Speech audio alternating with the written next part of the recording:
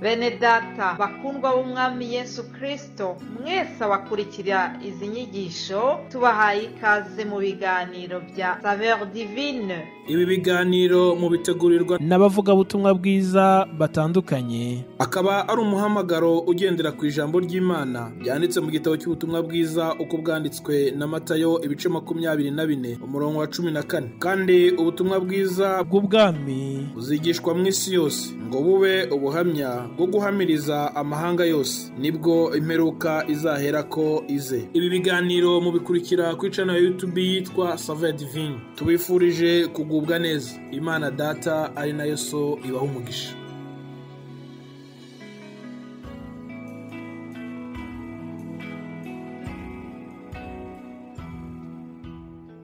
Shalom shalom bakundwa bende data, dusanye gucungurwa n'amaraso y'umwami wacu Yesu Kristo.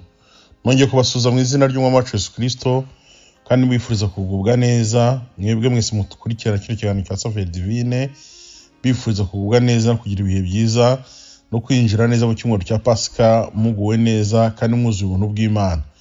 Bende data rero bashiki banyu, mwebwe mudukurikirana mu buryo bwa Saveur Divine, nongeye kubaramutsa, ariko nongera kubibutsa no kubashishikariza gukurikirana bino biganiro kuko ari bumwe mu buryo butuma twumva neza cyangwa se tukaganira ku ijambo ry'Imana.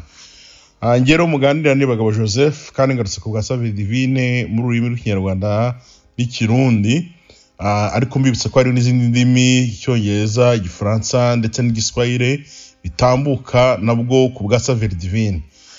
Ngarutse rero nunga mu rya bene data bamanjirije, aho turimo twibuka cyane ibijyanye na Pasika, urupfu no kuzuka k'umwami wacu Yesu Kristo, kandi twibuka intsinzi yacu, kuko gupfa no kuzuka kwa Yesu Kristo no havemo intsinzi yacu. Twebwe abana b'Imana niho twakomotse, niho tuva, niho duturuka.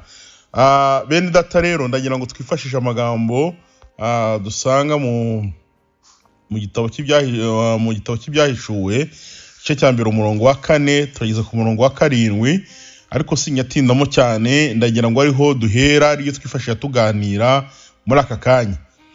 Haranditse uhere ku murongo wa 4 ibyahishuwe igice cya mbere umurongo wa 4, handitse ngo: ngiye Yohana ndabandikiye mwebwe abo matora 7 yo muri Aziya, ubuntu bube muri mwe n'amahoro biva ku Mana, ariho Imana iriho kandi yahozeho kandi izahoraho, biva ku myuka 7 iri imbere y'intebe yayo. Umurongo wa 5, no kuri Yesu Kristo ari we mugabo wo guhamya ukiranuka, imfura yo kuzuka, utwara abami bo mu isi, udukunda kandi watwejeshejeho ibyaha byacu amaraso ye. Uyu murongo wa 5 ni wongera gutse kuganiraho cyane, aho Yohana yavuze kuri uyu Kristo. Ku murongo wa 6, akaduhindura abami n'abatambyi b'Imana, Imana ye ariyo na se, icyubahiro n'ubutwari be ibye iteka ryose. Kwa 7 akavuga ngo: dore arazana n'ibicu kandi amaso yose azamureba, ndetse n'abamucumise nabo bazamureba, kandi amoko yose yo mu isi azamuborogera. Amen. Bene data, dusangiye gucungurwa n'amaraso y'umwami wacu Yesu Kristo, dusomye ijambo, ariko mbere yuko ndyinjiramo, ndabifuriza tena kongera kuzarambura igitabo cy'indirimbo mukafatanya nanjye kuririmba indirimbo y'109 mu gakiza, mu ndirimbo z'igitabo cy'Abaprotestant, indirimbo y'109 mu gakiza. Hari indirimbo itubwira ngo Pasika yacu nitwibutsa amaraso y'umwana w'Imana niyo yadukuye muri Egiputa aho Satani yicira abantu. Iyo tuvuga Pasika cyangwa se iyo turimo twitegura kwinjira muri Pasika, ntago duhera cyane cyangwa se ngo tujye kuri Pasika ya kera ubwo Abisirayeli bavaga muri Egiputa bajya mu gihugu cy'isezerano, niho hatangiriye ibya Pasika. Ariko twebwe turimo twibuka Pasika, twibuka aho Yesu yadukuye. Ndagira ngo ariho hantu tujya cyane, ari naho hantu tureba, nkuko uyu muririmbyi yaturirimbye w'109 akavuga ngo Pasika yacu nitwibutsa amaraso y'umwana w'Imana niyo yadukuye muri Egiputa aho Satani yicira abantu. Ndagira ngo dutekereza kuri iyi Pasika, twongere twibuke aho Yesu yadukuye cyane. Kuri Pasika ntitwibuke ibindi bintu byinshi cyane, ahubwo twibuke aho Yesu yadukuye, twibuke aho amaraso yameneye ku musaraba, icyo yakoze mu buzima bwacu. Uyu munsi weho, ngewe n'abandi bose bazamwemera nk'umwami n'umukiza, bagahabwa ubushobozi bwo kwinjira mu muryango w'abana b'Imana. kwitanga kwa Kristo, urupfu rwe ku musaraba byahesheje isi yose, byahesheje umuntu uwo ari we wese, byahesheje uzamwizera wese kuva mu muryango w'abana barimbuka akinjira mu muryango w'abana b'Imana. Nibyo uyu muririmbyi yaririmbye ngo niyo yadukuye muri Egiputa aho Satani yicira abantu. Byahesheje abantu kuva mu rupfu, kuva aho Satani yicira abantu, bibaha kwinjira aho Imana ikiriza abantu, aho Imana igirira neza abantu.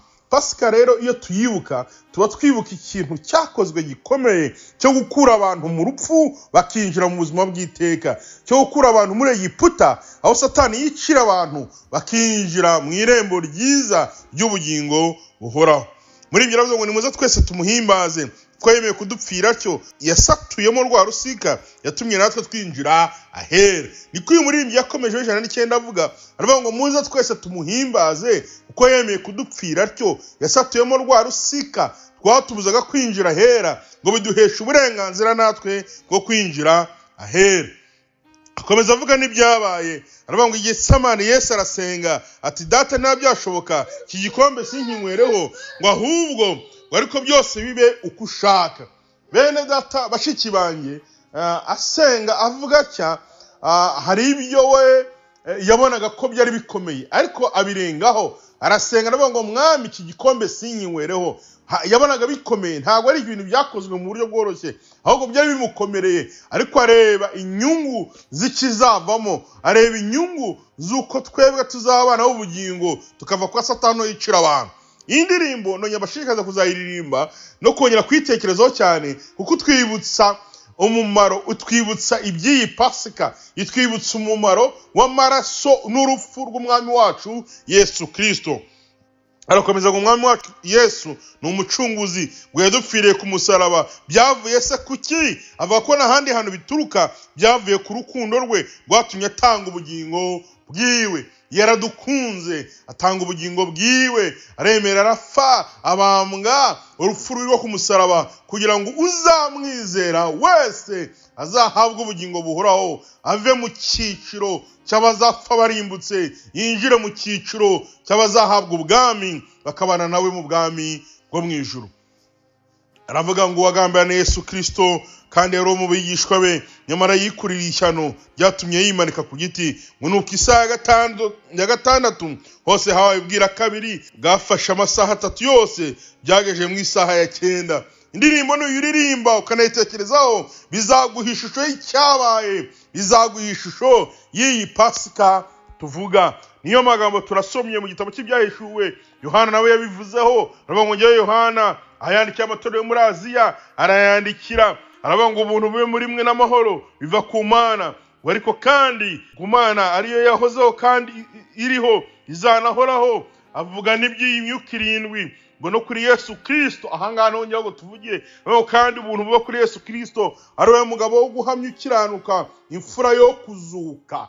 Bene data bashiki banywe mukurikirana bya Savere Divine, ndagira ngo mubwire ngo Yesu Kristo twizeye, uyu mwami wacu, iyi ni imfura yo kuzuka. Nibyo Yohana yahamije, aravuga ngo ubuntu n'amahoro biva kuri Kristo, imfura yo kuzuka bibe kuri mwe. Yesu yarazutse, ni muzima, kandi ibingibi yakoze byo kuzuka, kandi ibyo azanakora bazazura abamwizeye bose ku munsi w'umuzuko. Mwami wacu twizera yarazutse. Avuga amagambo akomeye, gutwara abami bo mu isi, udukunda kandi watwejeje ibyaha byacu, amaraso yiwe. Umumaro w'amaraso, umumaro w'amaraso. Ntiwavuga Pasika, ntitwakwinjira muri Pasika tutavuze umumaro w'amaraso. Nibi ngibi twaririmbye muri yandirimbo twaribye 109, tuvuga ngo nta kindi cyatumye abikora. Nibyo uyu mwanditsi nawe yasubiyemo, yabikoze kubw'urukundo rwiwe kugira ngo amaraso ye ameneke menshi,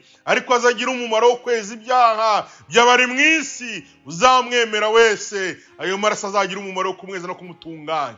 Bene data rero, mwebwe mweshejwe n'amaraso y'Umwami Yesu Kristo, ndagira ngo murusho kwishimira iyi Pasika tugiye kwinjiramo, kuko umwami wacu Yesu yarazutse kandi amaraso yamennye niyo yaduhuje n'Imana. Ariko nawe utari wakira umwami Yesu nk'umucunguzi wawe, utari wakira umwami Yesu nk'umucunguzi wawe, utari wamwakira mu bugingo bwawe, ndagira ngo niwumva kino kiganiro uzareke ubumbura amaso yawe, uzareke umutima wawe ufunguke, wakira umwami Yesu Kristo agukure mu irembo ryo gupfa kwinjiza mu irembo ry'ubugingo. Amaraso yagira umumaro ku buzima bwawe, kubera ko amaraso ye yagize umumaro kuva icyo gihe kugera n'uyu munsi n'igihe kizaza. Nibyo Yohana yavuze, nibyo Pawulo yavuze, aravuga ngo abazamwizera n'abamwizera n'abazamwizera bose bazahabwa ubuntu, bazahabwa ubuntu bwo kwitwa abana b'Imana